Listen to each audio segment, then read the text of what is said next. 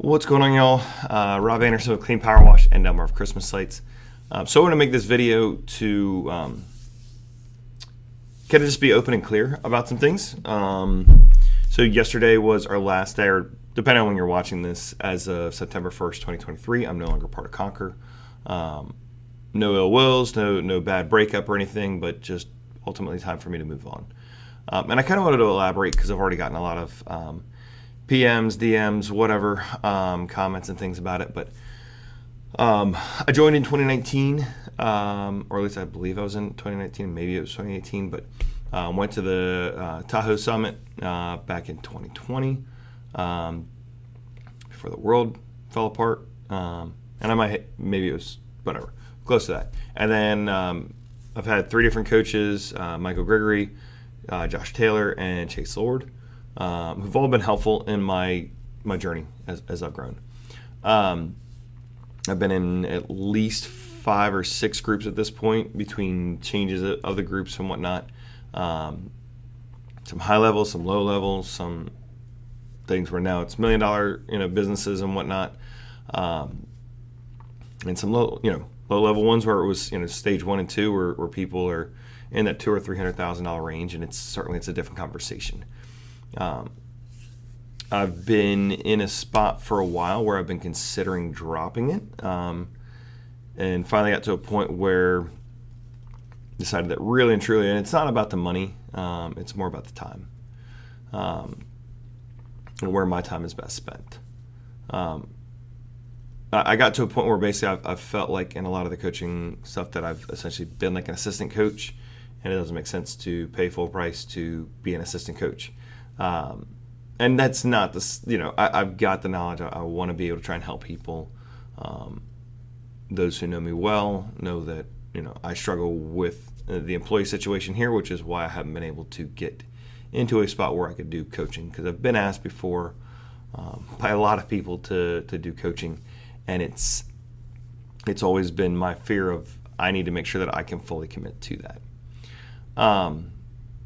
The reason why I stuck around with Conquer as long as I did, even after hitting that $1 million, is really the community aspect. The community and the resources. And I think those are 2 things that Conquer does extremely well. Community of hundreds and hundreds of people on Facebook. There was that time where they went away from Facebook, but realized that it is a great resource. It's a great spot to have higher level conversations with like-minded business people. And it's kind of cool to see as they've grown and being able to diversify into other industries, other trades and things has been good to see. The main reason for me dropping is really just looking at it and now that I've hit the $1 million, I feel like it's no longer a matter of hey, I need to learn what to do. It's just a matter of executing. I know what to do. We just have to go out and do it. And that's always a challenge. That's always something where you're looking at, it's easy to talk theory. It's more serious when you're actually having to get it done. I've looked at other coaching programs. Last year, I signed up for Bergflow for a bit. It was more expensive, I realized, and the big selling point on that, and Conquer's tried similarly, I believe, with high altitude. I was not in high altitude, but I do know a lot of the guys that were in it, is that with, you get to a stage where it's no longer about just developing you. I'm listening to Audible all the time, the podcast, going to conventions, summits, meetups, all those things to develop myself. But if I'm not developing my leadership team, then it's having one superstar person, and then you've got all these other people that just have their regular skill set, and we want to always be leveling people up. And so that's what attracted me to Bergflow.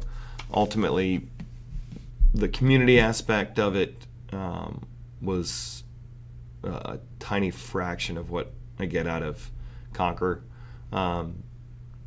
And really the value that my team was getting out of it for what we were spending, plus the time commitment, just really wasn't there. I've gone through with Breakthrough Academy. I did their blueprint stuff. That was right before I joined Conquer. I know things have changed a lot. People say it's awesome now. But I've also heard a similar thing from some of my peers that are also in that $1 million plus, that like, man, I just felt like I was an assistant coach and like telling people what to do and this and that, and like it doesn't make sense as a CEO, as a business owner, to spend that time coaching other people if you're not getting paid. And maybe I'll be back in Conquer as a coach at some point in the future, or doing some other coaching one-on-one or group things. I don't know.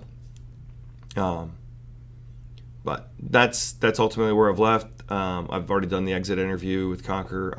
I do know that this has been kind of a common thread. I feel like I'm one of my last like peers or close friends that is moving on from Conquer. And I think it's just a natural thing. I mean, as you're growing your business from that to 300,000 to $1 million, there's so many things that you do need coaching on that you don't have that information. And that's why I joined back then. I think it was when I hit like 350, 375. I was like, I can't grow this any further without coaching, without insight, without investing in myself, investing in someone to help me improve myself, help me improve the business. And so for that, I mean, it's been helpful.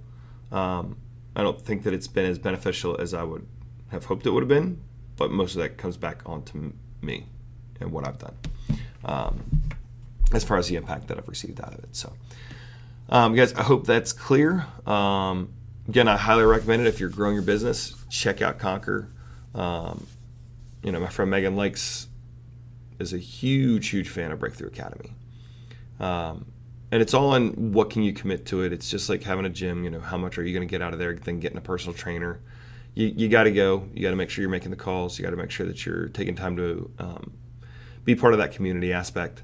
So anyways, have a great day, y'all. Go do some awesome things. See ya.